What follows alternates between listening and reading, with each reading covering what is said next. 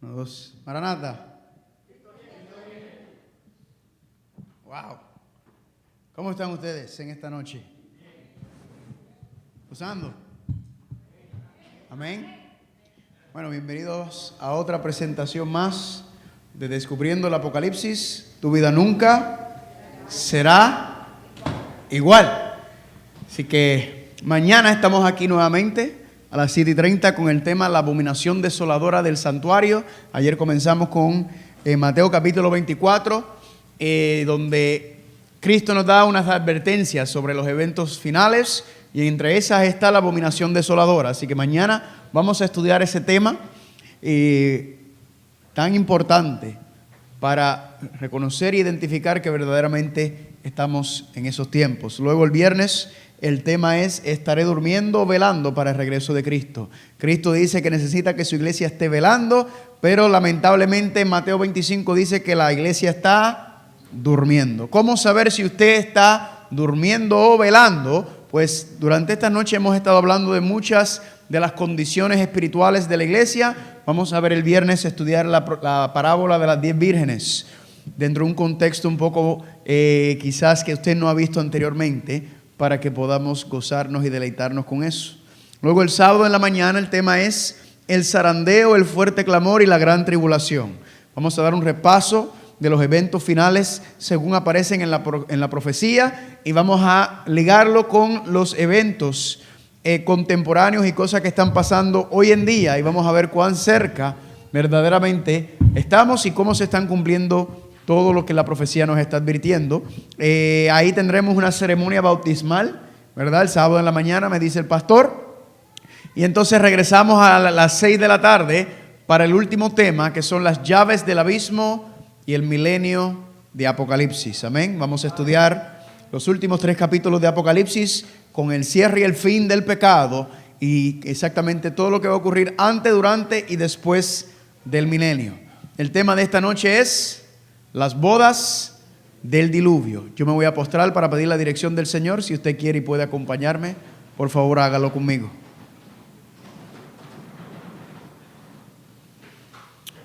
Amantísimo Padre Celestial, una vez más te damos gracias por el gran privilegio de estar aquí, en tu casa de oración. Pudiendo hacer cualquier cosa, hemos decidido venir, Padre, para estudiar tu palabra. Y sabemos que tú siempre bendices a aquellos que buscan estar en tu presencia. Y te pedimos una bendición para esta noche, para que lo que vayamos a estudiar, Padre, no puede simplemente entrar por un oído y salir por el otro, sino que pueda quedarse en nuestros corazones y podamos comprender los tiempos en los cuales vivimos. Gracias por escucharnos, Padre, y por favor apresura los pasos de los que vienen y de los que nos están escuchando también, que puedan disfrutar y deleitarse con nosotros. Y te lo pedimos en el precioso nombre de Cristo Jesús. Amén.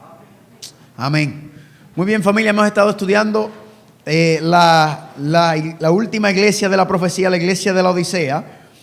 Y dentro de la iglesia de la Odisea hemos visto que hay muchas descripciones, ¿verdad? Y hay otras extensiones de esas, las cuales ayer empezamos con Mateo capítulo 24, que yo le llamo Apocalipsis capítulo 23, porque está hablando lo mismo, de lo mismo que está hablando en Apocalipsis, de la condición final de la tierra, de los seres humanos, pero especialmente de la iglesia antes del regreso de Cristo. O sea que cuadra perfectamente con la iglesia de la Odisea. Vayan conmigo por favor a Mateo capítulo 24, que ayer empezamos. Vamos a tener 3 temas específicamente de aquí. Hoy es el segundo. Y vayan conmigo a Mateo capítulo 24, versículo 35. Mateo capítulo 24, versículo 35. Amén. Dice ahí, en Mateo capítulo 24, versículo 35, el cielo y la tierra pasarán, pero mis palabras no pasarán. Pero el día y la hora nadie sabe. ¿El día y la hora de qué? Del día en que la tierra va a dejar de existir, en que la tierra, este cielo y esta tierra van a pasar. Pero el día y la hora nadie sabe, ni aun los ángeles de los cielos, sino solamente ¿quién? Mi Padre. Así que solamente el Padre, cuando Cristo estaba sobre la tierra, conocía cuándo es que venía el fin de este mundo como lo conocemos. Más como en los días de Noé, así será la venida del Hijo del Hombre. Así que Cristo, para nosotros entender cómo será la tierra antes de su regreso, ¿a dónde nos envía Él? ¿A dónde nos envió Cristo? Voy a leerlo nuevamente. Mas como en los días de Noé, así será la venida del Hijo del Hombre. Le pregunto nuevamente, ¿cuáles van a ser las condiciones de la tierra antes del regreso de Cristo? ¿A dónde nos envía Él para entenderlo? Al diluvio, ¿verdad? Nos envía a los días de Noé, porque así mismo lo que pasó allá será muy similar, semejante a lo que va a pasar aquí. Porque como en los días antes del diluvio, o sea, los días de Noé, ¿qué estaban haciendo? Comiendo y bebiendo, casándose y dándose en casamiento, hasta el día en que Noé entró en el arca y no ¿qué? No entendieron. O sea que la iglesia estaba comiendo y bebiendo, casándose y dándose en casamiento, hasta el día que Noé entró y no entendieron. ¿Quiénes no entendieron? Los que estaban ¿qué? Comiendo y bebiendo, casándose y dándose en casamiento. Ellos no entendieron, no escucharon la amonestación que Dios envió por medio de su profeta, por medio de Noé, y por no escuchar, ellos no entendieron porque estaban comiendo y bebiendo, casándose y dándose en casamiento. Y no entendieron hasta que vino el diluvio. O sea que cuando llegó el diluvio, ¿entendieron? Sí, porque dice, no entendieron hasta que llegó el diluvio. Lo que significa que cuando el diluvio cayó, entendieron perfectamente que el juicio de Dios venía sobre la tierra, pero ya era muy tarde porque ya la puerta había cerrado. O sea que la gracia había terminado. Exactamente lo mismo que pasa con las 10 vírgenes. Y no entendieron y vino el diluvio y se los llevó a todos. ¿A quién se llevó el diluvio? A los que estaban comiendo y bebiendo, casándose y dándose en casamiento. El diluvio los llevó, el diluvio los destruyó a todos. Cristo dice que así mismo será la venida del Hijo del Hombre. O sea, familia, que la condición de la iglesia antes del regreso de Cristo será como que los hermanos de iglesia y las hermanas de iglesia estaban comiendo y bebiendo y casándose y dándose en casamiento. Ahora, ayer hablamos sobre la primera parte, la de comiendo y bebiendo. Y como habíamos explicado ayer y habíamos visto, sí se puede entender en el contexto de las borracheras y de un montón de situaciones que pueden atribuirse, pero verdaderamente cuando dice que durante los tiempos de Noé estaban comiendo y bebiendo, vimos ayer que la Biblia dice que comer y beber es igual a ¿qué cosa? A no ayunar, ¿verdad? A no ayunar, dice, la iglesia no estaba ayunando, o sea, le vino un mensaje de amonestación, un mensaje de juicio de parte del profeta de Dios, y el pueblo, en vez de escuchar, en vez de humillarse, en vez de ayunar, estaban ¿qué? Comiendo y bebiendo, estaban en los placeres de la vida, no querían humillarse, no querían someterse. Y vimos ayer que había una clara conexión entre lo que es afligir el alma, lo que es humillarse, ¿verdad? Y ayer vimos cuál es el principal beneficio del ayuno. El principal beneficio que se obtiene del ayuno es ¿qué cosa? Claridad mental. ¿Para qué? La claridad mental que proviene de una abstinencia total o parcial de los alimentos. ¿Y para qué la claridad mental? Y eso capacita a la persona a percibir la voluntad de Dios de forma más clara. Entonces el ayuno sí tiene beneficios físicos, ¿verdad? A la salud, pero principalmente el propósito del ayuno es tener claridad mental para usted percibir la voluntad de Dios. Pero ¿qué estaba pasando en los tiempos de Noé? Que no querían humillarse, no querían afligir el alma. Ellos querían seguir comiendo y bebiendo. Y por no haberse humillado, entonces por no haber ayunado, ellos no estaban preparados para percibir ¿qué? La voluntad de Dios, para primero identificar los pecados que habían entre ellos y segundo, apartarse de esos pecados. ¿Será esa misma la condición de la iglesia? Entonces vimos, ¿verdad? Que había un día de ayuno. Solamente un día de ayuno que Dios le había establecido al pueblo. Y era, ¿en qué día caía el día de ayuno? El día de expiación, el gran día del juicio, ¿verdad? Según el viejo pacto, en ese día de expiación era el día en donde se afligía el alma. El que no afligía su alma, ¿qué le ocurría? Era cortado del pueblo, moría en el gran día de expiación. Y en ese día era un día de ayuno. Todo esto para poder, ¿qué? Para ellos poder entender y saber si verdaderamente mi vida va conforme a la voluntad de Dios. Para entender y ver si verdaderamente mi vida está bien o si yo creo que estoy bien, pero verdaderamente estoy muy mal y no estoy siguiendo los caminos del Señor. En el viejo pacto, en el día de expiación, ellos tenían hasta ese día para encontrar y reconocer sus pecados y arrepentirse de ellos. Si no eran quitados completamente. Y vimos que no solamente era el día de expiación que esas cosas ocurrían, ¿verdad? Vimos a Daniel, ¿verdad? Dice Daniel capítulo 9 que él también afligió su alma. Vimos a Jonás. Durante los tiempos de Jonás, Nínive, una ciudad perversa. Cuando Dios dijo viene juicio sobre Nínive, ¿qué hicieron los de Nínive y el rey de Nínive? ¿Fueron todos a qué? Proclamaron ayuno, ¿verdad? ¿Para qué? Para poder percibir cuáles eran los pecados que habían entre ellos, los pecados acariciados que habían, para poder identificarlos, para luego apartarse y convertirse de sus caminos. Y luego, ¿qué ocurrió? Dios los ¿qué? Dios los perdonó. ¿Cuántos dicen amén? Los tiempos de Lot, vimos que Lot también afligía el alma. Vimos que Noé lo tuvo que haber hecho claramente para haber percibido la voluntad de Dios. Juan el Bautista también. Tantos y tantos. Pero familia, la pregunta es, ¿por qué nos aplica esto a nosotros? ¿Por qué? Porque sabemos que el día de expiación era una profecía. Y el cumplimiento profético del día de expiación, de cuando el santuario sería purificado, ya no en el viejo pacto, sino ahora en el nuevo pacto por medio de Cristo Jesús, comenzó ¿en qué año? Según la profecía de Daniel 8, 13 y 14.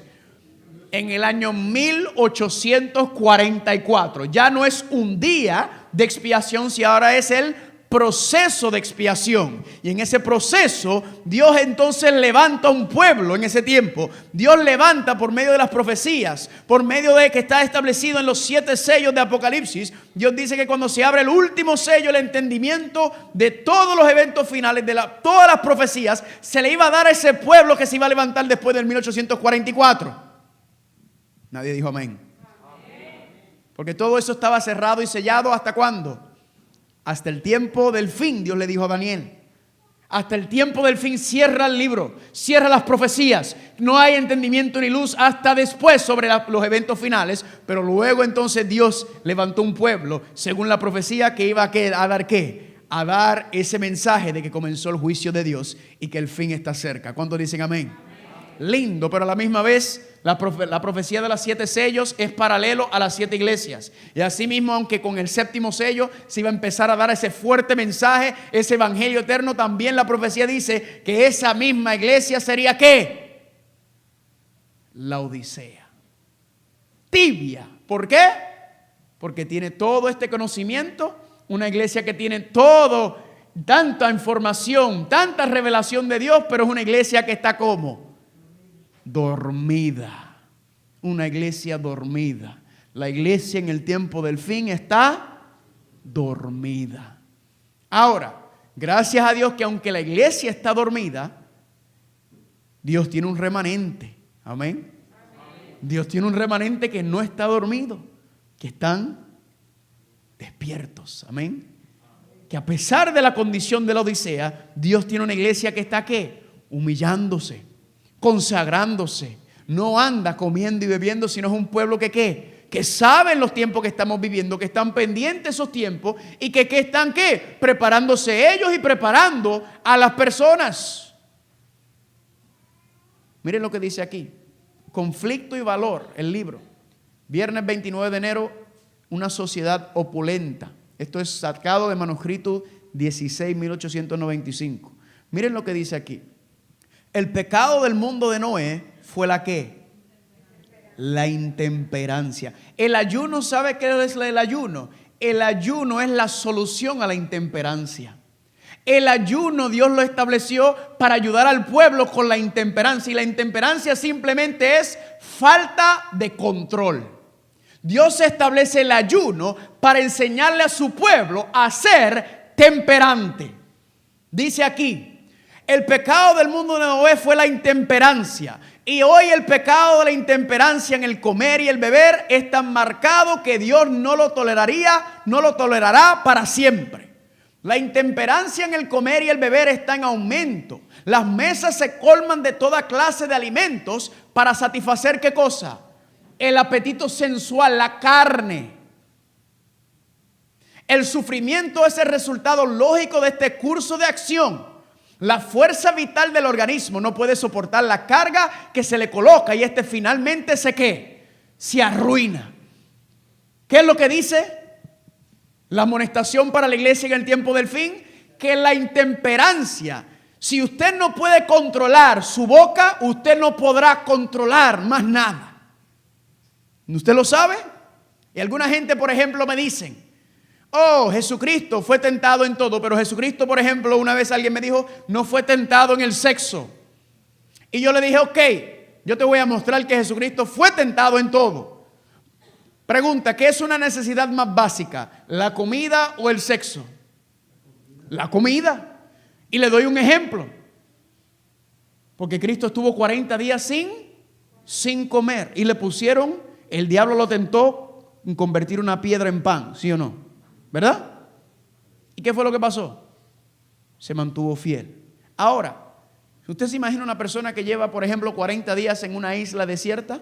Y esa persona, después de estar 40 días en una isla desierta sin comer, sin nada, de momento llega un crucero, un barco, y en ese barco hay un montón de mujeres lindas y preciosas y bellas, y hay un banquete de comida. Yo le hago una pregunta: ¿qué es lo primero que va a buscar ese hombre?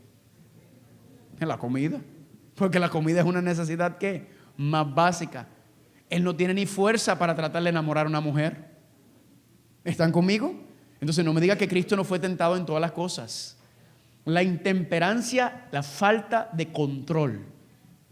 Mi familia, yo le di intemperancia en una búsqueda en los libros de Espíritu de Profecía y me salieron 243 referencias. Yo solamente le estoy dando una y todos dicen lo mismo.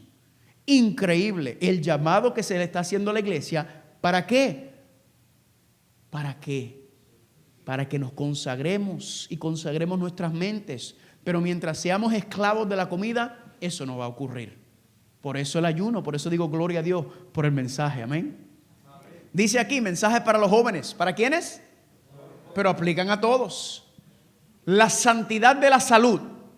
Satanás se presenta, familia, esto es una cosa sabrosa lo que dice aquí. Satanás se presenta al hombre con sus tentaciones en la forma en que se presentó a Cristo, como ángel de luz. Ha estado trabajando para debilitar física y moralmente el hombre a fin de vencerlo con sus tentaciones y luego triunfar sobre su ruina. La pregunta es, ¿qué es lo que está haciendo el diablo para debilitar física y moralmente a cada ser humano para vencerlo a caer en la tentación? Ha tenido acceso a aquellos que están esclavizados ¿por qué cosa? Por el apetito. La Biblia le llama los sensuales, los que no pueden controlar la barriga, sin tener en cuenta los resultados. Bien sabe él, hablando del diablo, que es imposible al hombre desempeñar sus obligaciones para con Dios y sus semejantes mientras malogra las facultades que Dios le ha dado, las facultades físicas y mentales. El cerebro es el capital del cuerpo, es la capital del cuerpo. Si las facultades perceptivas son entorpecidas por cualquier clase de intemperancia, no se disciernen las cosas espirituales. ¿Cuadra o no cuadra con el tema de ayer? Sobre la necesidad de que el pueblo de Dios aprenda a ser temperante. ¿Por medio de qué cosa? Por medio del ayuno. Esto, familia, vamos a ver ya mismo, es un asunto de perderse o salvarse en estos tiempos finales. Sigue diciendo, el hombre al ceder a las tentaciones de Satanás, complaciéndose en la intemperancia, pone las facultades superiores bajo el dominio de los apetitos y pasiones animales. Les voy a dar un paréntesis aquí. El ser humano, usted sabe que no hay ninguna diferencia entre el ser humano y los animales, ni los insectos, ni nada de eso. ¿Usted lo sabía? Usted va a la Biblia y los animales fueron creados también con polvo de la tierra. Y recibieron también el aliento de vida. Haga un estudio de la Biblia. La diferencia entre un animal, entre cualquier ser creado sobre la tierra y el ser humano es ¿cuál? El ser humano fue creado a imagen y semejanza de Dios. Amén. Adán y Eva, fueron creados a imagen y semejanza de Dios. Porque dice en Génesis capítulo 5 que Seth, después de Adán y Eva haber pecado, fueron creados a imagen y semejanza. Él fue creado a imagen y semejanza de sus padres pecadores. Ahora, ¿qué es lo que pasa? Dios quiere hacer ¿qué? Restaurar ¿qué cosa? La imagen y semejanza de Él, el carácter de Él en nosotros nuevamente. ¿Por qué? Porque el ser humano por el pecado ha perdido la imagen y el carácter de Dios. Por ende, al ser humano haber perdido la imagen y el carácter de Dios, el ser humano se comporta como ¿qué a veces? Como un animal. Y le doy un ejemplo, un poco crudo, pero se lo voy a dar. Por ejemplo, si hay un perro que está en la calle, ¿cómo usted le llaman? Chucho, ¿cómo usted le llaman a los perros? ¿Perro? Todo el mundo tiene un nombre diferente. En Puerto Rico le llaman perro. En Guatemala le llaman chucho. Si hay un perro que está parado en la esquina, sentado en la esquina, y ve una perra en celo cruzando la calle, ¿qué va a hacer ese perro? No lo piensa dos veces. No importa quién está mirando, no importa quién está alrededor, no importa la hora del día, no importa lo que tiene que hacer. Para allá va, ¿sí o no? ¿Es o no es? ¿Sí? Nosotros se supone que al tener el carácter de Dios no nos comportemos como los animales. Y hay muchos hombres que se comportarían así si pudieran, ¿verdad? ¿Por qué? Porque las facultades mentales han sido depravadas por el pecado. Y por eso hay tantas violaciones y por eso hay tantos abusos de tantas y tantos asuntos sexuales. ¿Es o no es? Porque vivimos en una sociedad depravada. Dios quiere nuevamente restaurar esa imagen, ese carácter de Dios para que no nos comportemos como animales, que no vivamos de acuerdo a nuestras pasiones y nuestros apetitos, sino que aprendamos a hacer ¿qué? A ser personas morales, juiciosas en todas nuestras decisiones, amén. Pero el pecado nos lleva a comportarnos como animales. Por eso el ser humano se comporta así. ¿Estoy hablando cierto? ¿No hay cosas depravadas que el ser humano hace? Familia, cada uno de nosotros, por haber nacido con el pecado, cada uno de nosotros tiene la habilidad de hacer cosas horrorosas. El problema es que hay gente que lo desarrolla y otra gente que no. Pero cada uno tiene el chip del egoísmo, el pecado. ¿Están conmigo? Ella dice que si nosotros no aprendemos a ser temperantes, nuestros instintos animales nos controlarán. Y a medida que en los tiempos finales el Espíritu Santo se vaya, ¿qué cosa? Retirando de la tierra, ¿qué va a pasar con los apetitos y las pasiones carnales que tiene cada ser humano? ¿Se van a qué? Se van a intensificar. Y por eso dice que Jesucristo, que lo que va a pasar en el final de esta tierra va a ser como nunca jamás visto, porque el Espíritu Santo se habrá retirado. Y los seres humanos se convertirán y se comportarán como animales. Y ya lo estamos viendo. Por causa de la intemperancia, algunos sacrifican una mitad, otros los 2/3 de sus facultades físicas, mentales y morales, y se hacen juguetes del enemigo. Por usted no poder controlarse, por usted ser intemperante, ¿usted sabe quién tiene control de usted? El enemigo. Ella dice 2/3 partes, alguna gente tiene la mitad de sus facultades, y hay gente que tiene todas las facultades entregadas al enemigo. Esto es duro, familia, pero es un mensaje que hay que dar. Si nosotros no aprendemos a usar el poder del Espíritu Santo para controlar nuestros apetitos y nuestras pasiones, nos vamos a perder porque no vamos a soportar lo que va a venir al tiempo del fin. Dice aquí, los que quieren tener mentes despejadas para discernir las estratagemas de Satanás. ¿Qué necesitamos? Tener mentes ¿qué? Despejadas para discernir los estratagemas de Satanás. Deben poner sus apetitos físicos bajo el dominio de la razón y de la conciencia. La moral y la acción vigorosa de las facultades superiores de la mente son esenciales para la ¿qué? Para la perfección del carácter cristiano. Yo le voy a enviar toda esa cita, no se preocupe, por correo electrónico. Los estoy acumulando y los estoy organizando.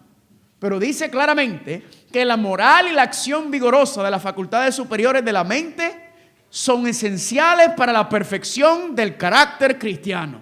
Y la fuerza o debilidad de la mente tiene mucho que ver con nuestra utilidad en este mundo y con nuestra salvación final. O sea que en la capacidad o la magnitud por el cual Dios quiere utilizarnos a cada uno de nosotros depende de nosotros tener nuestras facultades superiores elevadas por medio del poder del Espíritu Santo para Él primero utilizarnos como quiere utilizarnos y segundo para usted salvarse. Y la iglesia, familia, ¿cómo está? ¿Cómo estaba en los tiempos de Noé? Comiendo y bebiendo. ¿Cómo está la iglesia ahora en el tiempo del fin? Comiendo y bebiendo. ¿Sí? ¿Es o no es? ¿Estamos hablando algo que no es o estamos hablando las cosas que son? Y no solamente estamos hablando de lo que entra por la boca, también estábamos hablando de ayer de lo que entra por ¿dónde? Por los oídos y por las orejas, las cosas que vemos, lo que escuchamos, películas. El enemigo utiliza todos los medios para controlarnos. ¿Usted no se ha dado cuenta de eso?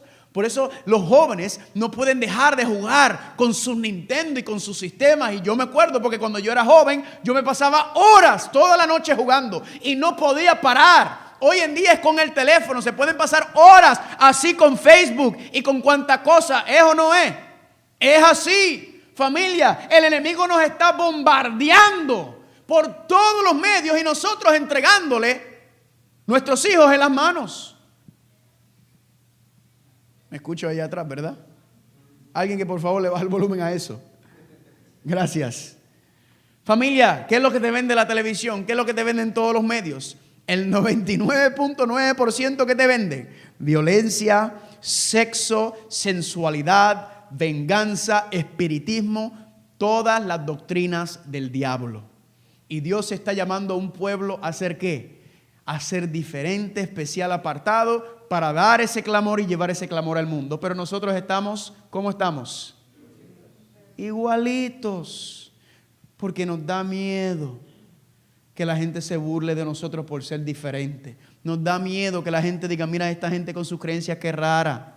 Mira esta gente que no comen carne, qué raro. Que no comen comida rápida, que no comen fritura, que no comen Pepsi, que están dejando todo eso, que tienen una alimentación sana, que comen vegetales, qué barbaridad.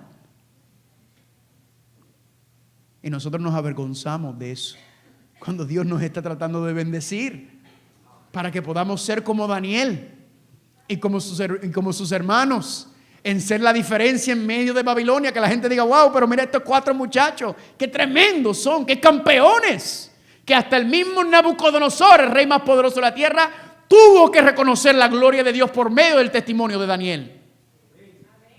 Y nosotros tenemos miedo de que la gente nos mire y se burle de nosotros. Usted y yo estamos aquí con un propósito divino, especial, un llamado diferente, un mensaje único, apartado, para darle gloria a Dios, para que la gente vea la diferencia entre el mundo y la iglesia. Ese es el llamado que usted y yo tenemos aquí. Pero familia, estamos contaminando nuestros cuerpos físicamente, mentalmente y espiritualmente, porque el mundo nos encanta. Y si no hacemos una determinación, si no hacemos y ponemos una postura firme, o le sirvo a Dios o le sirvo al mundo. No hay punto medio. Esto es sabroso, ¿verdad que sí? Yo me pongo serio, pero es que esto es rico. ¿Es rico por qué? Porque yo sé que entre personas que están aquí están luchando y peleando, pero Dios está trabajando en su corazón. Amén. Familia, les hago una pregunta. ¿Está esto pasando entre la mayoría de los profesos cristianos? ¿Sí o no? Oh, sí. Está pasando, familia. Ahora vamos a ver otra condición de la iglesia. Ya vimos la de ayer, que la iglesia no ayuna. Usted quiere, le voy a dar una prueba para que usted se lo va a saborear. En Daniel capítulo 1, yo les explico a ustedes que el libro de Daniel, desde el 1 al 12, nos va enseñando los procesos, las etapas que Dios quiere hacer con nosotros para utilizarnos para que lleguemos al reino de los cielos. Amén. Y en Daniel capítulo 1 aparece el primer proceso, que hay que hacer ¿qué? Hay que empezar a cambiar la alimentación. ¿Es difícil el asunto de cambiar la alimentación? Sí, es difícil, pero todo en Cristo es posible. Amén. Usted empezar a tomar decisiones certeras, saber, yo sé que estas cosas no son buenas, y empezar a sacar eso. ¿Por qué? No es porque no saben buena, familia, porque el pecado sabe bueno. ¿Es para qué? Para tener una claridad mental, para poder percibir la voluntad de Dios. En Daniel capítulo 1 aparece una prueba y yo le hago esa prueba a todos ustedes. De hecho, aquí debe haber, aquí hay un departamento de salud y temperancia. ¿Hay un departamento de salud y temperancia? Parece que no. ¿Sí hay? Pues el departamento de salud y temperancia, quien es director o directora del salud y temperancia. ¿No conocen? Parece que entonces no está. que ese departamento o alguien aquí, un campeón, una campeona de la fe, organice lo que hicieron en Daniel capítulo 1 y haga el ayuno de 10 días de Daniel. ¿Me escucharon? Por 10 días usted tome la decisión. Y es mejor hacerlo en iglesia, en grupo. Yo sé que no todo el mundo va a querer hacerlo porque la profecía lo dice, pero van a haber gente que lo van a tratar. ¿Y qué usted va a hacer por 10 días? Por 10 días usted va a tratar el ayuno de Daniel capítulo 1 y por 10 días usted no va a comer más que lo natural, lo que la tierra produce. ¿Están conmigo? Verduras, viandas, que son raíces, frutas, nueces, maní, semilla, por 10 días y tome agua nada más. Y haga su plan. Y estudie su Biblia por esos 10 días. Y yo le voy a decir lo que le va a pasar. Usted va a tener una transformación espiritual. Yo lo he hecho. Y las personas que yo le he puesto ese reto lo han hecho. Y me han llamado para decirme: mi vida nunca será igual después de esto. Porque tienen una experiencia increíble con Dios al orar y estudiar su Biblia. Y tener ¿qué cosa? Claridad mental. Hágalo para que usted vea. Los primeros 2 o 3 días, porque estamos tan contaminados con la comida de Babilonia y todas las cosas que le meten a la comida, usted va a estar irritado, usted va a estar molesto. Es como cuando usted trató de dejar el café, ¿verdad? Y usted va a sentir eso, pero usted va a ver que ya el tercero y el cuarto día, esa mente le empieza a aclarar. Usted va a ver diferente, usted va a respirar diferente, usted va a sentirse totalmente diferente.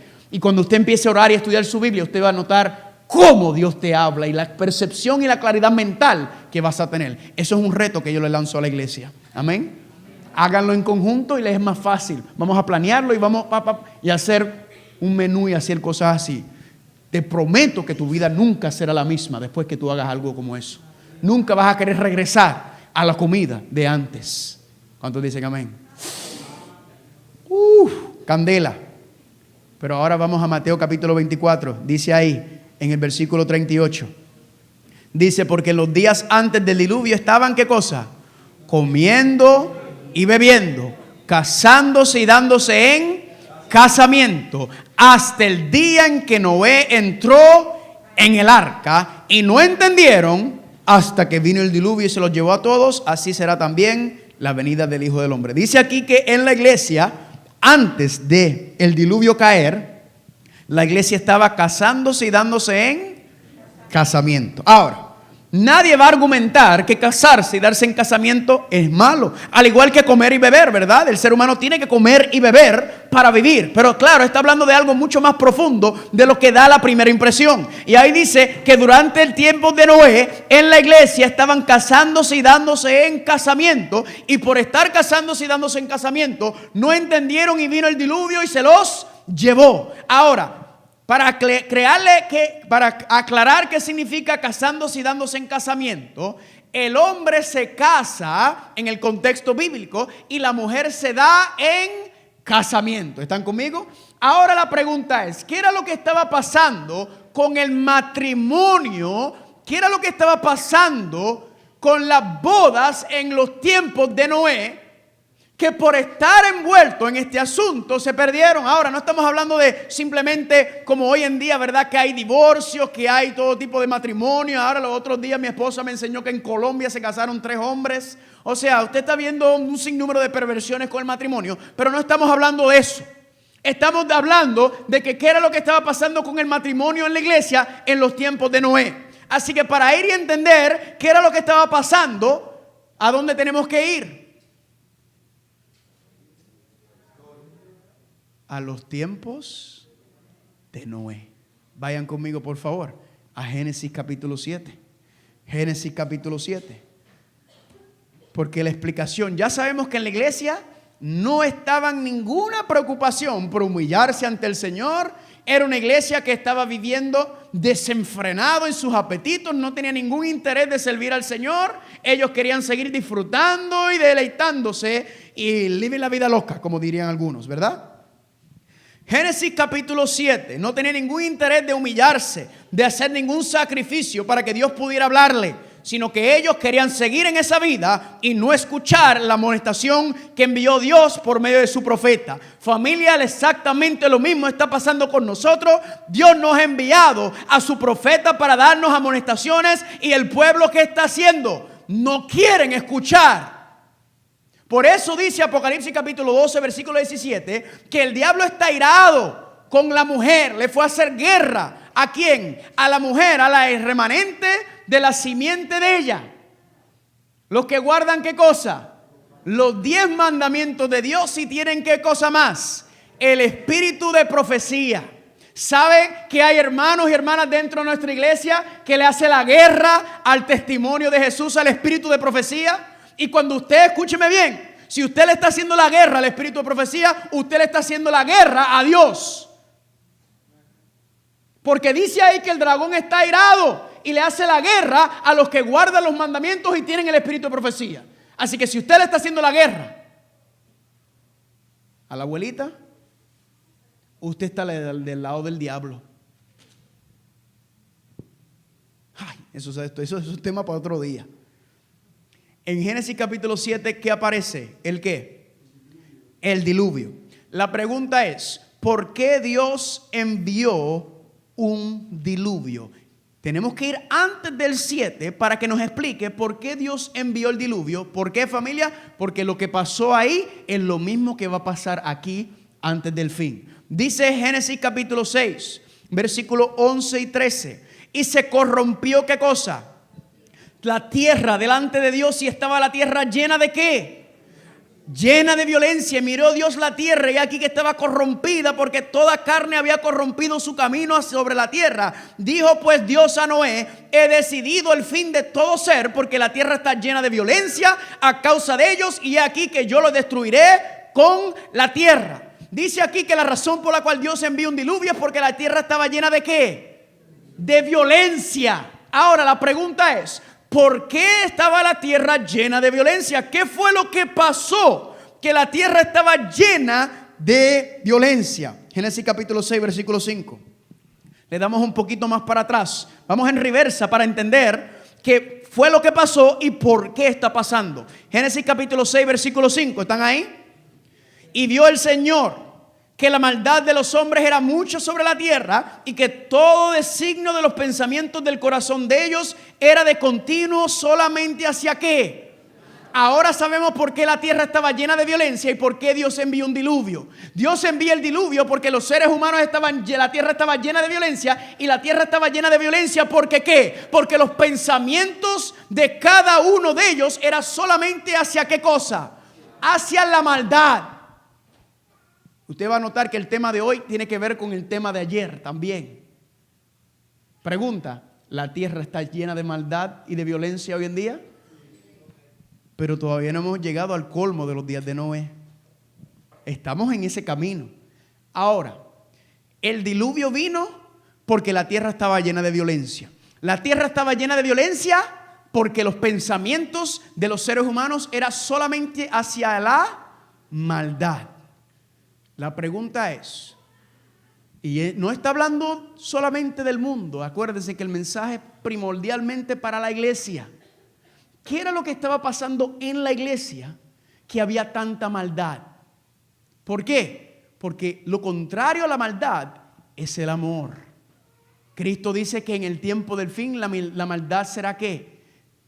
Será aumentando, el amor se enfriará. O sea que a medida que el amor se vaya enfriando, la maldad se aumenta. La pregunta es, ¿qué era lo que estaba pasando en la iglesia, en el pueblo de Dios? Como le expliqué ayer, que eran 8 o 9 generaciones de familias juntos. ¿Qué era lo que estaba pasando? Que la iglesia estaba llena de maldad. ¿Qué era lo que estaba pasando en la iglesia en los tiempos de Noé? Que ya no había amor fraternal. Que todo el mundo estaba lleno de maldad y de egoísmo y pensando en sí mismo. Pues tenemos que ir un poquito más adelante para que nos explique en Génesis capítulo 6, versículo 1. El contexto lo dice. Aconteció que cuando comenzaron los hombres a multiplicarse sobre la faz de la tierra, les nacieron ¿qué? Hijas. Que viendo los hijos de Dios que las hijas de los hombres eran hermosas, tomaron para sí mujeres, escogiendo entre todas. Noten qué era lo que estaba pasando antes del diluvio, antes de la tierra estar llena de violencia, antes del corazón del ser humano corromperse. Dice ahí claramente que se empezaron a multiplicar los seres humanos sobre la faz de la tierra, y a los hombres le nacieron ¿qué cosa? Hijas. Que viendo los hijos de Dios, que las hijas de los hombres eran hermosas, tomaron para sí mujeres, escogiendo entre todas. Paremos un momento ahí. La mayoría de los cristianos creen inocentemente, inconscientemente, le han enseñado algo que no es verdad. Y la creencia es esta, que los hijos de Dios son ángeles y las hijas de los hombres son seres humanos. Y los hijos de Dios, dice ahí, que fueron y tomaron a mujeres para sí. Y dicen ellos y entienden que los ángeles bajaron a la tierra y tomaron mujeres humanas y empezaron ¿a qué? A procrear con ellas, ¿verdad? Miren el versículo 4. Dice, habían gigantes en la tierra en aquellos días. O sea, ¿qué días? En los días que los hijos de Dios se estaban emparejando con las hijas de los hombres. Habían gigantes en la tierra en aquellos días y también después que se llegaron los hijos de Dios a las hijas de los hombres y les engendraron hijos. Entonces dicen, esto es lo que enseña. Estoy compartiendo con usted lo que creen la mayoría de las personas.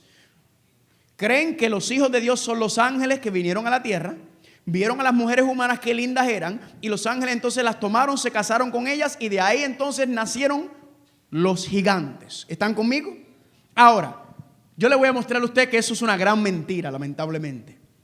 Que los hijos de los ángeles, los hijos de Dios no son ángeles, sino que son quienes. Ahora, en la Biblia menciona a los ángeles como hijos de Dios, ¿verdad que sí? Sí, claro que sí. También menciona la Biblia a los hijos de Dios como los 24 ancianos. Pero sobre todo la Biblia menciona a los hijos de Dios como un grupo muy interesante. ¿Quiénes son esos? Juan 1:12. Mas a todos los que le recibieron, a los que creen en su nombre, les dio potestad de ser hechos ¿qué? Hijos de Dios. Romanos 8:14. Porque todos los que son guiados por el Espíritu de Dios, los tales son hijos de Dios. Así que yo voy a proponerle y se lo voy a comprobar, que los hijos de Dios que está mencionando Génesis capítulo 6 no son ángeles, sino son ¿qué? Seres humanos, son el pueblo de Dios. Los hijos de Dios ahí son el pueblo de Dios y voy a ser más específico. Son la descendencia de Seth, son la descendencia buena, son la simiente buena, son los hijos de la iglesia. Y entonces, ¿quiénes son los hijos de los hombres? Vamos a ver que los hijos de los hombres son los descendientes de Caín. ¿Están conmigo? Bien sencillo. Los hijos de Dios. ¿Y cómo usted lo prueba? Hay muchas maneras. Primero, los ángeles pueden procrear. Los ángeles pueden procrearse. Dice Mateo 22:30. Porque en la resurrección ni se casarán ni se darán en casamiento, sino serán como ¿qué? Como los ángeles de Dios en el cielo. La Biblia dice que los ángeles son seres espirituales. Los ángeles se pueden aparecer como un ser humano, pero los ángeles no tienen órganos reproductivos como nosotros. Dios nos creó a nosotros para que pudiéramos procrearnos. Los ángeles no se pueden procrear. Los ángeles no pueden tener hijos, no pueden tener intimidad. ¿Están conmigo? Otro punto es que aquí dice que la gente dice, que los ángeles de Dios, los hijos de Dios, los ángeles, se acostaron con las mujeres humanas y de ahí nacieron gigantes. Noten y lean bien lo que dice el versículo 4, quiero que lo vea conmigo. Habían gigantes en la tierra en aquellos días. ¿En qué días? En los días que los hijos de Dios se estaban ¿qué? Emparejando con las hijas de los hombres. O sea que antes de eso ya estaban los gigantes. Y dice también después que se llegaron los hijos de Dios a las hijas de los hombres y les engendraron ¿qué? Hijos. Así que esos gigantes estaban ahí antes de los hijos de Dios y las hijas de los hombres empezar a emparejarse. ¿Están conmigo? ¿Cuántos dicen amén? Ahora, vamos a ponerlo de esta manera más sencilla. Los hijos de Dios son los muchachos de la iglesia. Las hijas de los hombres son ¿quiénes? Las muchachas de los paganos, ¿verdad? Era la descendencia de Caín. Las muchachas de afuera. Es una manera más fácil de verlo. Muchachas que no están en la iglesia, que no les importan las cosas de Dios, que están en el mundo. ¿Están conmigo? Están conmigo. Pero recuerden que Caín no era pagano. Caín fue a adorar a Dios, ¿sí o no? Caín fue a adorar a Dios, ¿sí o no? Sí, pero él fue a adorar a Dios como él quiso, como él se le antojó. Lo que estamos viendo aquí, familia, es lo mismo que vemos en Apocalipsis. 2 iglesias, 2 mujeres. Una mujer fiel, pura, Apocalipsis capítulo 12. que está cubierta por la gloria de Dios. Y en Apocalipsis 17 aparece otra mujer que se le llama la ramera, que se adorna y se viste como ella quiere, que adora a Dios como ella quiere. Hay una diferencia bien claramente marcada entre las dos mujeres. Esto es lo mismo que estamos viendo. Ahora, la pregunta que nos tenemos que hacer, miren lo que dice aquí, versículo 2. Viendo los hijos de Dios que las hijas de los hombres eran hermosas, tomaron para sí mujeres, escogiendo entre todas. Y el Señor dijo: no contenderá mi espíritu con el hombre. ¿Para cuándo? Para siempre. Pregunta: ¿el Espíritu de Dios contiende con ángeles o contiende con hombres? Sí, seres humanos. Con seres humanos. Familia, esta es la razón por la cual no pueden ser los hijos de Dios ángeles. Porque los ángeles no se casan, los ángeles no se reproducen, los gigantes ya existían. Y el Espíritu Santo no está en contienda con ángeles, sino con el corazón humano. ¿Están conmigo? Ahora, ¿cuál era el problema en esos tiempos? Eran los hijos de estas uniones o yugos desiguales. Porque ¿qué estaba pasando? Que los muchachos de la iglesia, los hijos de Dios, estaban viendo a las muchachas de afuera de la iglesia. Y estaban viendo qué hermosas eran. ¿Y qué estaban haciendo ellos? Tomándolas y trayéndolas a la iglesia y casándose con ellas. Y ellas entonces, ¿qué tuvieron? Tuvieron más hijos. Están conmigo. Se lo estoy pintando pasito a pasito para entender el cuadro, porque recuerden, lo que pasó en los días de Noé está pasando hoy en el final de la iglesia. Entonces, los muchachos de afuera se estaban buscando a las muchachas de afuera de la iglesia y estaban diciendo qué lindas y hermosas son, porque dice que vieron que eran hermosas. Le hago una pregunta: ¿las muchachas de dentro de la iglesia son tan lindas como las de allá afuera? Claro que sí. Yo creo que más lindas. Pero algo estaban haciendo las muchachas de afuera, las hijas de los hombres, la descendencia de Caín, que los hijos de Dios, la descendencia de Seth, prefirieron ir afuera a buscar esposas para luego traerlas a la iglesia, casarse con ellas en la iglesia y luego ellas tener hijos. Porque recuerden algo, que basados en eso que fueron procreados, en esos hijos, fue que la tierra se llenó de ¿qué? De maldad y de violencia. La pregunta es: ¿qué era lo que estaba pasando entonces con esas uniones? Ahora es bien sencillo. Génesis capítulo 6 dice que los hijos de Dios se estaban casando con las hijas de los hombres. Génesis capítulo 5, el capítulo completo, habla sobre el linaje de Seth, ¿verdad? Ahí está el linaje de Seth, el linaje de la descendencia de Cristo. Pero en Génesis capítulo 4 aparece el linaje ¿de quién? De Caín. Ahora, lo que yo les voy a proponer es algo. ¿Será que dentro del linaje de Caín vamos a encontrar qué era lo que estaba pasando con los hijos de Dios y las hijas de los hombres? ¿Será que si estudiamos el linaje de Caín podremos entender y tener una claridad sobre qué era lo que estaba pasando, que los muchachos de la iglesia estaban viendo a las muchachas de afuera de la iglesia más lindas que las de aquí? Y que por entonces ellos casarse con ellas y tener familias dentro de la iglesia se llenó de maldad y de violencia, tanto que Dios tuvo que mandar un diluvio. Vamos al linaje de Caín. Génesis capítulo 4. Génesis capítulo 4.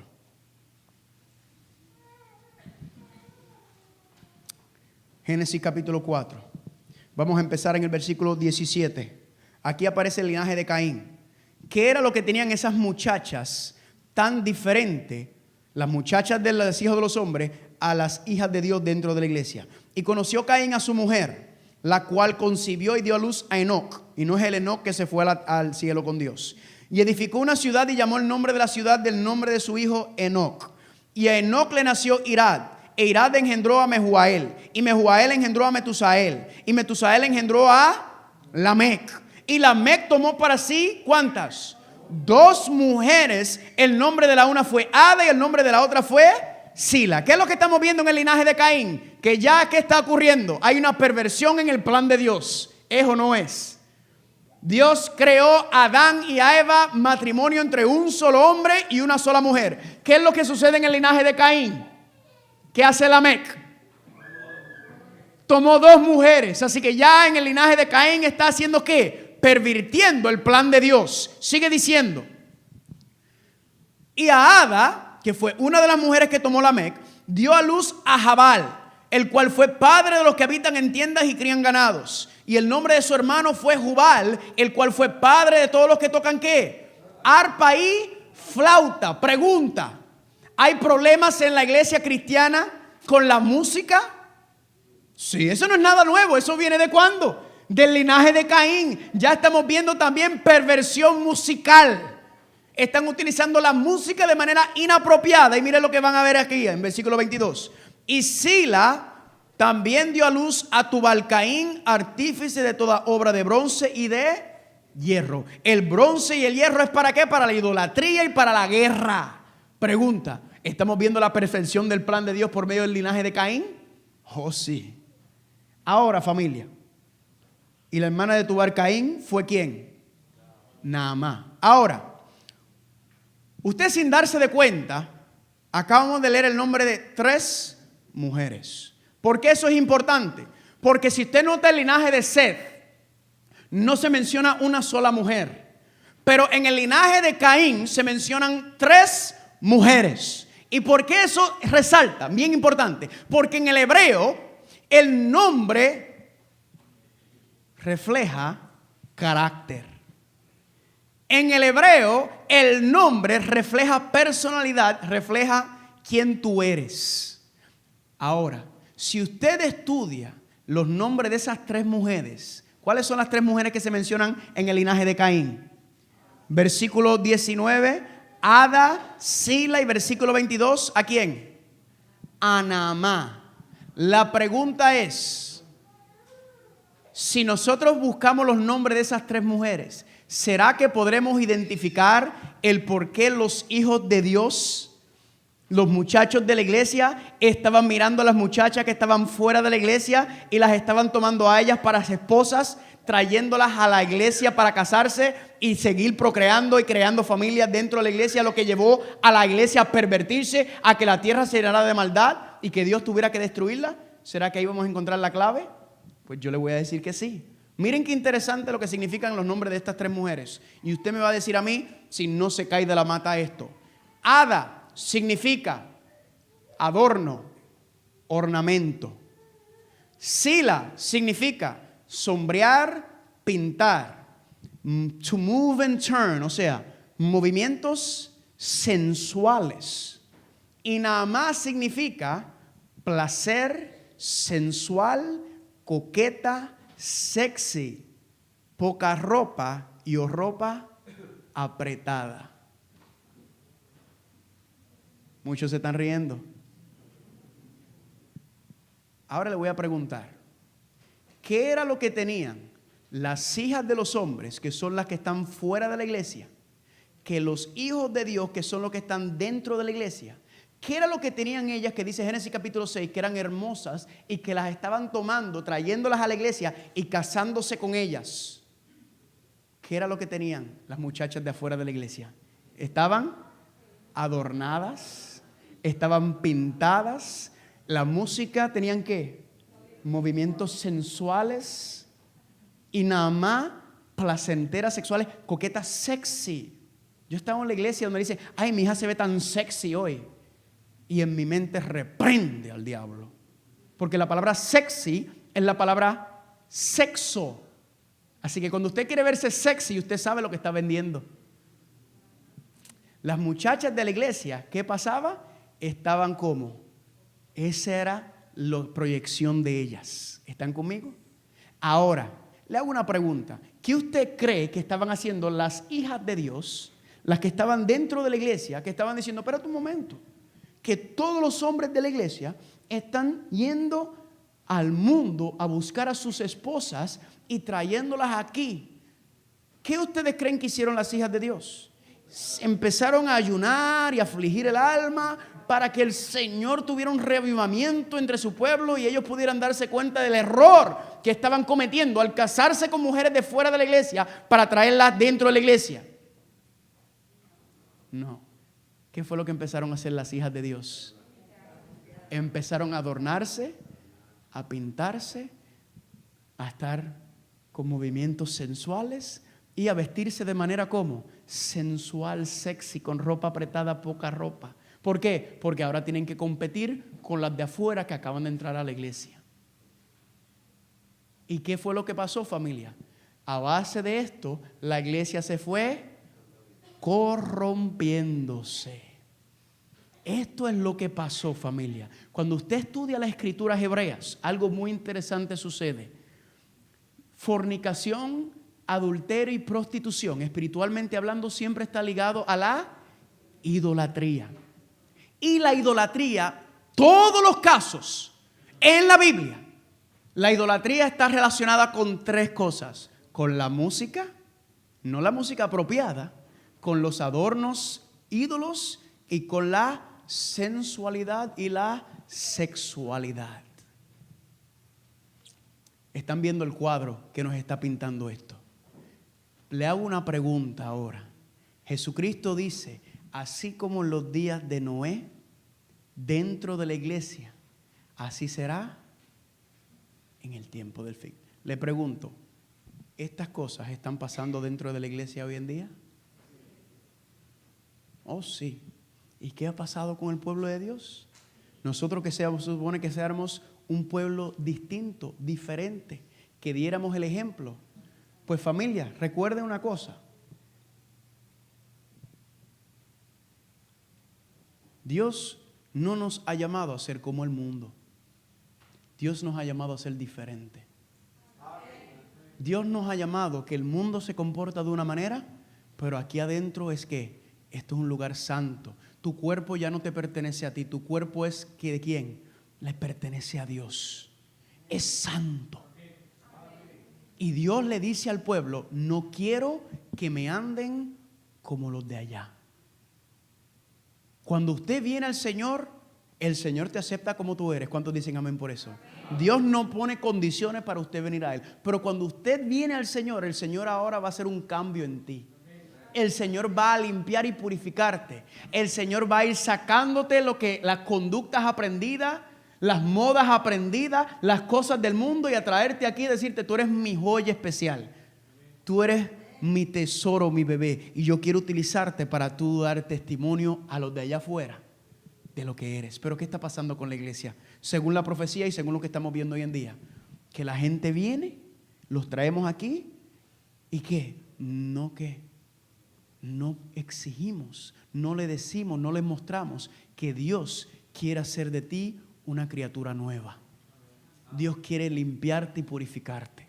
Ahora, usted se preguntará, quizás lo que las personas que nos están visitando, yo he notado que algunos adventistas, podemos decir la mayoría, ¿verdad? Todavía hay cierto respeto entre los hispanos, no usan aretes, no usan prendas, no usan collares, no usan cosas así.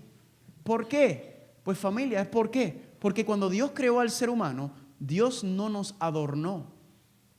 Dios no nos vistió y nos puso piedras preciosas y oro. ¿Sabe por qué? Porque el único ser creado que Dios hizo eso fue ¿con quién? Con Lucifer. ¿Y qué le pasó a Lucifer? Se llenó de orgullo, porque él decía, qué hermoso yo soy, qué guapo. Dios cuando crea al ser humano no cometió ese error. Que no fue un error, porque Dios sabía muy bien lo que Lucifer iba a hacer. ¿Están conmigo? Cuando Dios crea la tierra, ¿qué hizo? Él crea al ser humano con la intención de cómo Él quería que el ser humano fuera. Le hago una pregunta, ¿el Señor vistió y adornó al ser humano? Sí. ¿Lo vistió y lo adornó con qué? Con su gloria. Amén. Dios vistió al ser humano con su gloria. Cuando creó a Adán y Eva podían morar en la presencia de Dios porque estaban cubiertos por la gloria de Dios. Pero ¿qué sucedió? Que el pecado entró, ¿verdad? Y cuando el pecado entró, ¿qué fue lo que pasó? ¿Qué fue lo primero que hizo Adán y Eva? Se cubrieron con sus propios vestidos. Pregunta, ¿esos vestidos que utilizaron Adán y Eva sirvieron para algo? Para nada. Dios dijo, esas vestiduras no sirven de nada. Nuevamente Dios tuvo que ¿qué? Que vestirlos con la piel de cordero. ¿Están conmigo? Dios tiene un plan para el ser humano, pero el ser humano ¿qué quiere hacer? Ir en contra del plan. El ser humano quiere romper con el plan de Dios y el ser humano quiere entonces reflejar al mundo, reflejar las cosas. Y escúcheme bien, esto es normal cuando usted está viniendo a los pies del Señor, cuando usted está conociendo. Pero cuando usted viene al Señor se supone que hay un cambio, se supone que hay una diferencia. Y esa diferencia, ese cambio empieza ¿en dónde? Adentro, amén, en corazón. Siempre el cambio viene de adentro y luego se refleja ¿cómo? en el exterior. Y por eso, familia, todas estas cosas que estamos viendo en Génesis capítulo 5 son un reflejo, no son el plan de Dios para el ser humano, sino son el plan que Dios tiene para quién, para su pueblo, para ser un pueblo diferente, apartado, especial. ¿Están conmigo?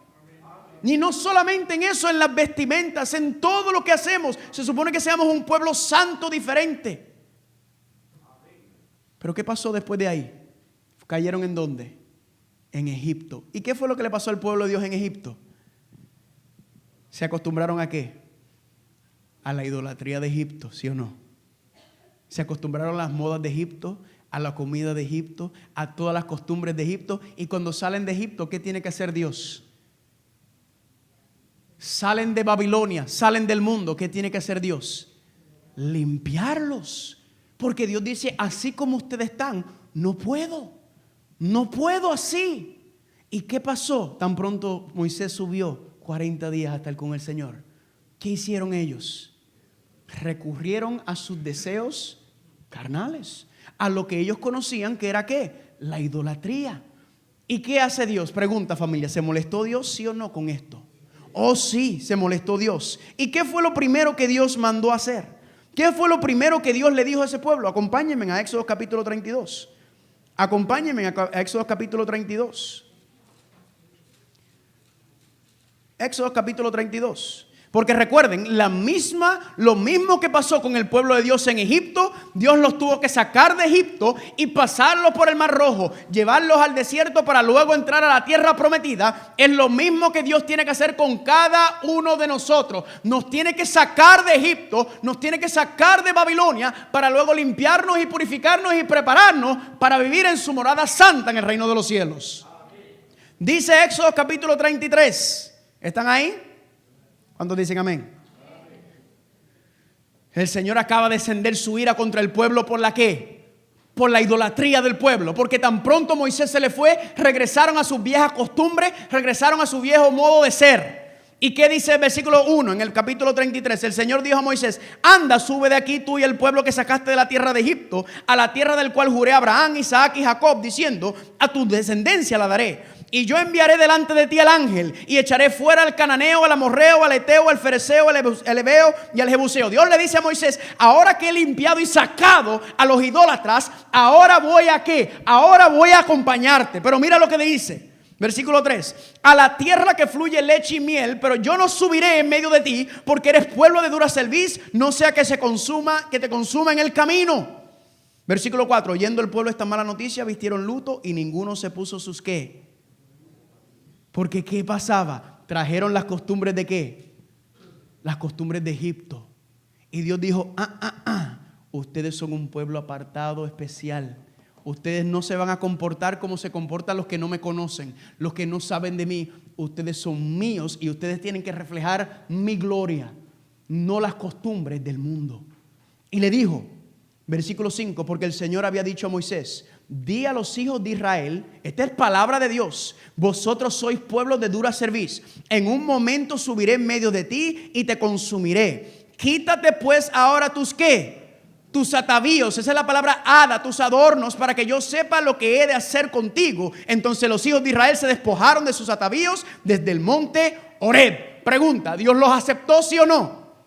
Claro que sí. ¿Por qué? Porque ellos estaban tomando una decisión de ser ¿qué? De ser puros y limpios. Estaban diciendo, Señor, conocemos que tú eres un Dios santo.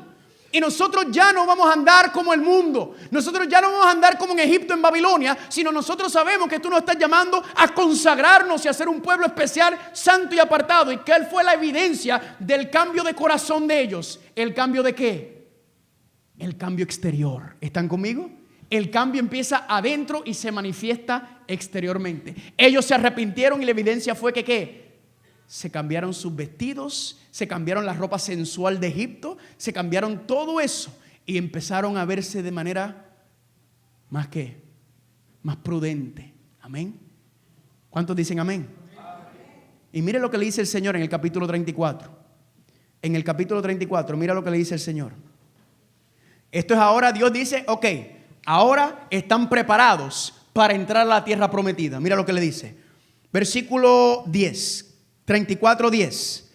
Y él contestó, He aquí yo hago pacto delante de todo tu pueblo. Haré maravillas que no han sido hechas en toda la tierra ni en nación alguna. Y verá todo el pueblo en medio del cual estás tú la obra del Señor, porque será cosa tremenda la que yo haré contigo. ¿Cuántos dicen amén? Dios quiere hacer una cosa tremenda con cada uno de nosotros. Dios quiere usarnos y pulirnos como ese diamante lindo. ¿Para qué? Para dar testimonio del poder de Dios en la vida de cada uno de nosotros. Tremenda cosa lo que Dios quiere hacer con cada uno de ustedes y conmigo. Guarda lo que yo te mando hoy. He aquí que yo echo delante de ti de la presencia al amorreo, al cananeo, al eteo, al fereceo, al heveo y al jebuseo. Versículo 12. Miren lo que dice aquí. Guárdate de hacer ¿qué cosa? Alianza con los moradores de la tierra donde has de entrar, para que no sean tropezadero en medio de ti. ¿Qué le dijo Dios al pueblo antes de entrar a Canaán? No hagan alianzas con ellos. ¿Por qué? Porque ellos te van a hacer tropezar. Dios le está dando una advertencia. No entres en alianzas con ellos porque te van a influir. Sigue diciendo. Versículo 13. Derribarás sus altares y quebrarás sus estatuas y cortarás sus imágenes de acera. Porque no te has de inclinar a ningún otro Dios, pues el Señor cuyo nombre es celoso, Dios celoso es. Por tanto, no harás alianza con los moradores de aquella tierra, porque ¿qué van a hacer? Fornicarán en pos de sus dioses y ofrecerán sacrificios a sus dioses y te invitarán y comerás de sus sacrificios.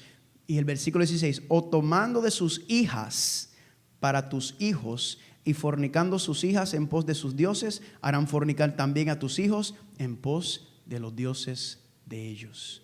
Eso no fue lo que leímos en Génesis capítulo 4, con la descendencia de Caín. No fue lo que pasó en Génesis capítulo 6, donde los hijos de Dios se casaron con las hijas de los hombres, entraron en alianzas, en yugos desiguales, y al casarse, ahora escúcheme bien, el matrimonio inicial no es necesariamente el problema. Pero ¿qué sucede? Que vamos a suponer que uno sea un hijo de Dios y ella sea una hija de los hombres. O sea, una muchacha de afuera y un muchacho de adentro. Y se casan. El problema ya empezó. Pero ¿en dónde se agrava el problema? ¿Con quiénes? Con los hijos. Porque ahora los hijos ven ¿qué? Dos caras. Ven a papi de la iglesia y a mami de afuera. Y los hijos entonces, ¿qué pasa? Nacen mitad cristianos y mitad mundanos. En otras palabras, totalmente perdidos. Dios dice no. Jóvenes, Dios dice no te unas en yugos desiguales. Adultos, Dios dice no te unas en yugos desiguales. ¿Por qué? Porque las estadísticas enseñan que del 80 al 85% de los jóvenes, mujeres o hombres, que en la iglesia se unen con una persona que no es de la iglesia, terminan fuera de la iglesia. Y saben que es mejor que terminen fuera de la iglesia a que se queden en la iglesia y corrompan la iglesia. ¿No sabían? Qué severo es usted lo que está diciendo. Eso es lo que dice Dios. Mejor vete al mundo a quedarte aquí adentro y corromperme a los demás. No juegues con Dios. Dios te lo dice no porque Dios quiere primero ocuparse de que los hombres de la iglesia se casen para cuadrarlos de aquí. Dios lo dice porque te ama y no quiere que te pierdas. Porque cuando uno se enamora, ¿qué le ocurre? Uno deja de escuchar esto y empieza a escuchar esto. Y te apartas. ¿Qué era lo que estaba pasando en los tiempos de Noé? Que los hijos de Dios, los muchachos de la iglesia, estaban tomando a las muchachas de afuera y las estaban trayendo para casarse con ellas aquí adentro y las estaban dejando aquí, y de ahí salían hijos que eran ¿qué? Mitad y mitad. No pudieron distinguir, y en el hogar entonces el niño tiene que tomar una decisión. ¿Están conmigo? Le hago una pregunta. ¿No es esto lo que Cristo dijo que iba a pasar? ¿Por qué Dios le pidió que quitaran la ropa de egipcio? ¿Por qué Dios le pidió que quitaran? Que se apartaran de la cultura de egipcio, que se apartaran de la cultura de Babilonia, que se apartaran de la cultura del mundo. Porque Dios necesita un pueblo apartado y diferente. La limpieza externa del cuerpo, como lo vemos en toda la Biblia, porque estos casos son un montón. Yo le voy a enviar toda la cita y toda la referencia. La limpieza externa del cuerpo y el cambio de vestimentas simbolizaba la purificación moral y espiritual ¿de qué?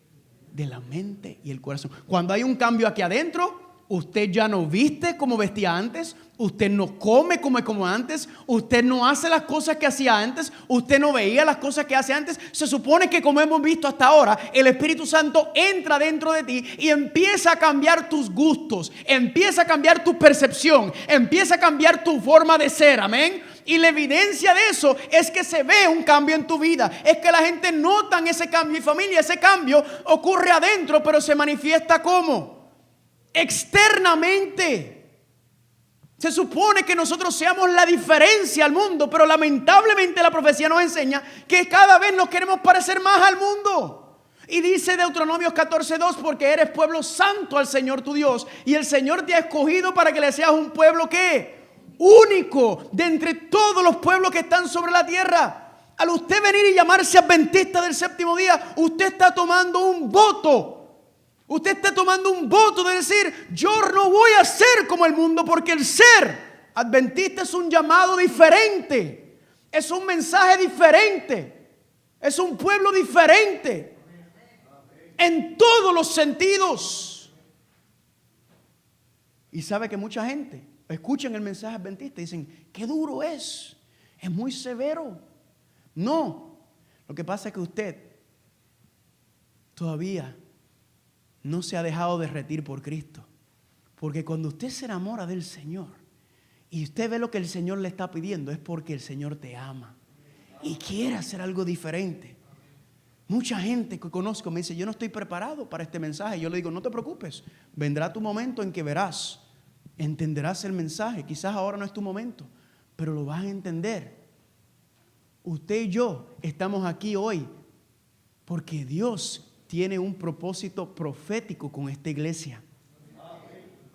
Dios tiene un mensaje diferente que quiere llevar al mundo y quiere utilizarte a ti.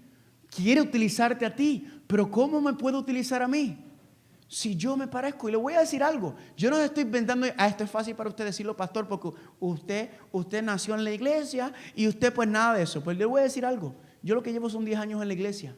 Yo era más mundano que el mundo.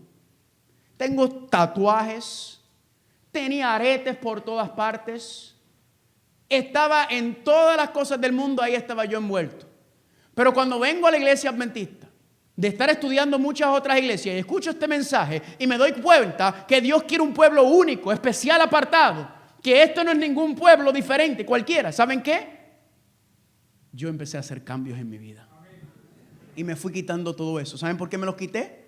No porque nadie me dijo me lo quitara, porque yo vi en la Biblia que Dios quiere un pueblo especial apartado. Y la Biblia dice, no andes como el mundo. Y yo me fui quitando, mira, tenía en la lengua, tenía en la nariz, tenía en la ceja, tenía hasta en la tetilla yo tenía arete. Los tatuajes no me los puedo quitar porque es que... Pero Dios me va a dar un cuerpo nuevo, amén. Todo eso me lo fui quitando. ¿Por qué? Porque antes de yo bautizarme, yo tomé la decisión. Si yo me voy a poner en las manos del Señor, le voy a rendir todo. Y yo fui y me quité todo posiblemente. Y me lo quité porque dije, ya, yo no quiero nada de eso ya en mí, porque soy un hijo de Dios ahora. Es algo lindo que Dios quiere hacer.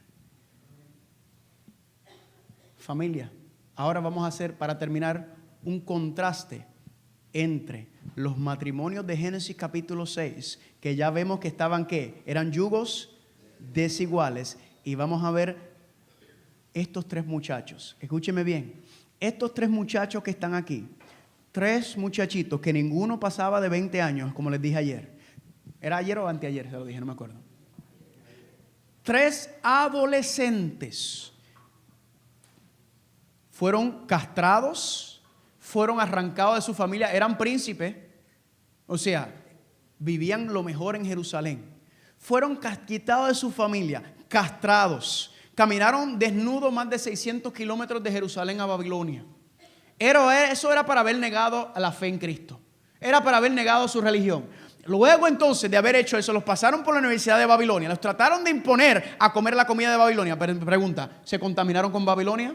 no se contaminaron. Y llegó un momento en donde el rey Nabucodonosor levantó una imagen y dijo al rey Nabucodonosor, cuando levantó la imagen: tienen que adorar la imagen o si no van a ¿qué? Van a morir. Es como si el presidente Donald Trump, el nombre suena raro, ¿verdad?, viniera y levantara una imagen y dijera: todo el mundo, pueblos, tribus, naciones y lenguas que no adoren a esa imagen, los voy a matar. Familia, esos 3 jóvenes hebreos, 3 adolescentes, no doblaron rodillas ante la imagen. En otras palabras, estos 3 adolescentes prefirieron morir que violar uno de los mandamientos de Dios, que transgredir la santa ley de Dios, que en este caso sería el segundo mandamiento, que decía que dice el segundo mandamiento: no te postrarás ni adorarás ídolos ni imágenes. Estos 3 muchachos, te lo digo porque resalto a los jóvenes, porque miren que por donde quiera que uno va, es que los jóvenes hay que tratarlos diferente. No. ¿Usted quiere jóvenes, hijos e hijas consagrados? Conságrese usted. ¿Usted quiere ganarse a sus hijos? Quizás usted estaba en el mundo y vino y ya sus hijos son grandes. O su esposo, su esposa. Le voy a dar la clave. 3 puntos si usted se quiere ganar a alguien para Cristo. Primero, ora por ellos. Segundo, ámalos. Y tercero, conságrate. Si usted hace estas 3 cosas, usted se va a ganar a su pareja. Usted se va a ganar a sus hijos, porque es por testimonio que la gente viene. La gente ve el cambio en ti. Pero hoy en día estamos igualitos que el mundo. La gente dice: ¿para qué? La gente viene a veces a la iglesia y dicen: eso mismo hago yo en mi iglesia y no tengo que cambiar el sábado por el domingo. ¿Qué diferencia le estamos dando? ¿Un día a la semana? Familia, eso es un asunto mucho más profundo que un día a la semana. 3 jóvenes prefirieron la muerte antes que desobedecer los 10 mandamientos de Dios. ¿Cuántos dicen amén?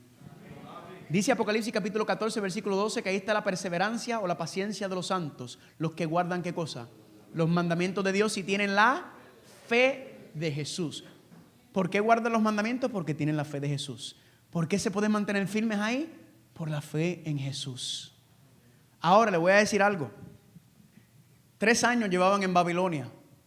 3 años después de haber sido arrancados de su familia y de su tierra, llevados desnudos a caminar 600 kilómetros, castrados en Babilonia. Después de eso, aún esos 3 muchachos prefirieron la muerte antes que desobedecer a Dios. Y le hago una pregunta. ¿Usted cree que esa fe le creció a ellos en esos 3 años? Familia, en el reino de los cielos van a haber 4 parejas de matrimonios. 4 parejas de esposo y esposa que nosotros no conocemos el nombre de ellos, que van a estar en el reino de los cielos. ¿Y sabe quiénes son? Los padres y las madres de esos 3 muchachos y de Daniel. Porque esos muchachos, esa fe salió de ellos con Jerusalén. Fue un hogar y una familia donde los padres y las madres de esos 4 muchachos les enseñaron desde pequeños a honrar a Dios, a amar a Dios, a ser humildes, a vivir para el Señor. Cultos en las casas. Enseñaron a amar al Señor, a obedecer al Señor. Le enseñaron cuánto Dios los ama. Y esos 4 muchachos, esa fe que tienen ellos, fue manifestada en ese momento, pero fue cultivada desde pequeño. Porque cualquiera diría: mire, ¿para qué? ¿Para qué seguir en los caminos del Señor? Mira lo que me está pasando. Hasta no puedo tener ni hijos ni familia. 4 parejas, muy diferentes los 4 parejas de esposos y esposas que los de Génesis capítulo 6, ¿sí o no? ¿Eso no es? Totalmente distintos. Dios anhela que nosotros los adultos nos consagremos. Que nosotros los padres y las madres nos consagremos para que no pase lo que pasó en Génesis capítulo 6. Que no seamos padres y madres y adultos de 2 caras. En la casa viendo cuánta barbaridad, hablando cuántas barbaridades, haciendo todo, pero después venimos a la iglesia y somos unos santos. Queremos hijos y jóvenes consagrados, ¿verdad que sí? Que sean hombres y mujeres de Dios. Pues nosotros le tenemos que dar el ejemplo. Nosotros tenemos que mostrarle a ellos lo que es vivir para el Señor. Nosotros tenemos que consagrarnos para que ellos puedan ver y entender, familia, lo que Dios quiere hacer con nosotros, familia. Y por eso la profecía se está cumpliendo como dice. Familia, cuán cerca estamos, la evidencia está frente a ustedes cada día. Dios está pidiendo un pueblo diferente, un pueblo único, apartado, no que se deja llevar por las costumbres y las modas del mundo, no que se deja llevar por cualquier viento, sino que sean firmes y fieles al llamado del Señor, a representarlo con gozo y con alegría en todos los caminos, en tu trabajo, con tus vecinos, con tu familia, que la gente te vea y digan, hay algo diferente en todos los sentidos, en todos los sentidos. Dios quiere hacer algo lindo y hermoso con cada uno de nosotros, familia. Miren esto, mensaje para los jóvenes. Lo mismo que le había leído anteriormente y con esto terminamos. Una buena parte del mundo cristiano carece del derecho de llamarse cristiano. Sus hábitos, su extravagancia, el trato general de su cuerpo violan la ley física y son contrarios a la norma bíblica. Ellos mismos con su curso de vida se están acarreando sufrimiento físico y debilidad moral y mental. Si los hombres y las mujeres inteligentes tienen sus facultades morales estorpecidas por cualquier clase de intemperancia, son poco superiores a los paganos en muchos de sus hábitos. Satanás desvía constantemente a la gente de la luz salvadora a las costumbres y a la moda sin tener en cuenta su salud física, moral y mental. Usted no se da cuenta, pero el seguir en las costumbres del mundo afectan tu vida espiritual drásticamente. Porque ¿a quién ella le está hablando ahí? A la gente de la luz salvadora. O sea, ¿le está hablando a quién? A la iglesia. El gran enemigo sabe que si predomina el apetito y la pasión, se sacrifican la salud del cuerpo y la fuerza del intelecto en el altar de la satisfacción de los apetitos, y el hombre es llevado a una rápida ruina. Si el intelecto iluminado lleva las riendas, dominando las propensiones animales y manteniéndolas sujetas a las facultades morales, Satanás sabe que es pequeño su poder para vencer con sus tentaciones. ¿Cuántos dicen amén? ¿Qué tenemos que hacer con el intelecto? Iluminado lleva las riendas, o sea, el intelecto dominado por el Espíritu Santo, dominando las propensiones animales y manteniéndose sujeta a las facultades morales. El diablo no tiene poder sobre ti.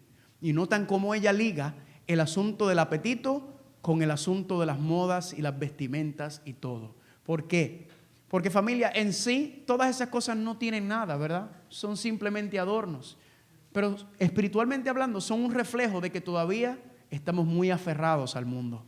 Estamos muy aferrados a las modas del mundo. Y Dios nos está pidiendo una entrega total. ¿Poderoso o no poderoso, familia? Pregunto en esta noche. ¿Hay alguien en esta noche que quiere decir, yo reconozco que todavía me falta, que todavía estoy luchando, y yo quiero decirle al Señor, Señor, yo quiero entregarlo todo a ti. Yo quiero ser ese instrumento único y especial que tú has llamado. Yo quiero consagrarme 100%, entregártelo todo, mente, corazón, mi cuerpo, para tu gloria y para tu uso. ¿Por qué? Porque ya es tiempo de cambiar. Ya es tiempo de que mostremos la cara de Cristo al mundo y no le mostremos la cara del mundo a los cristianos.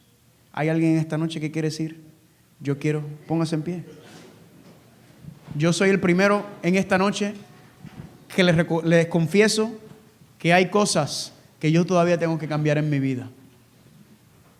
Todavía hay cosas en mi vida que yo tengo que cambiar. Yo tengo que orar más, yo les confieso. Yo tengo que orar más. Yo tengo que estudiar más mi Biblia. Yo tengo que hacer más. Pero lo importante es que nuestro deseo es estar en ese camino, amén. Nuestro deseo es servir al Señor, porque Dios viene a buscar un pueblo sin mancha, un pueblo limpio y purificado por el poder del Espíritu Santo. ¿Y el Espíritu Santo qué hace? El Espíritu Santo es fuego que purifica y limpia y quita todo lo carnal y todo lo mundano. ¿Para qué? Para convertirte en la preciosa joya, en el precioso diamante que Dios tiene para utilizarte para su gloria. Y que por medio de ti, la gloria de Dios se refleja al mundo. Yo me voy a postrar para pedirle al Señor que me ayude. Los que quieren acompañarme, por favor.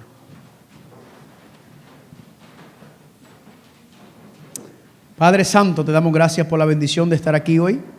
Te damos gracias por tu mensaje, porque viendo, Padre, la advertencia en Mateo capítulo 24, fuimos y estudiamos qué era lo que estaba pasando en los días de Noé.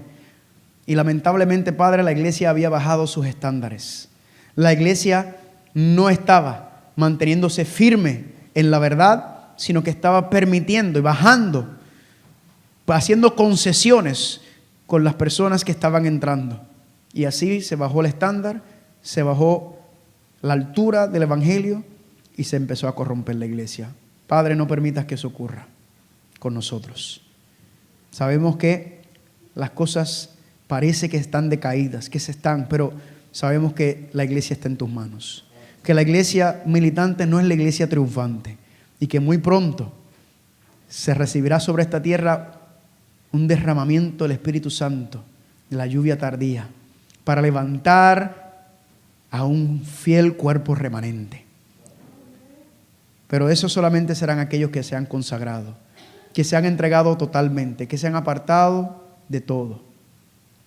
Reconocemos todos los que estamos aquí que no estamos listos todavía, que todavía acariciamos muchas cosas que sabemos que no son de tu agrado.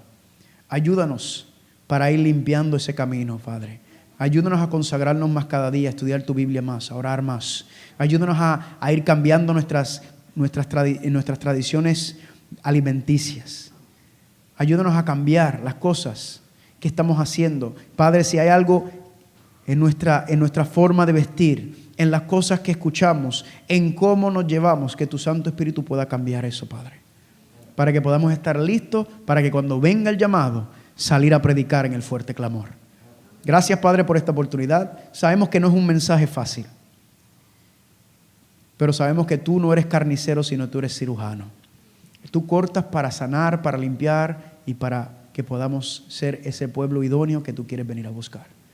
Ayúdanos y dirígenos, Padre, para cumplir el propósito con el cual tú nos has llamado, a predicar el mensaje de los tres ángeles, el Evangelio eterno, y a prepararnos para dar el fuerte pregón.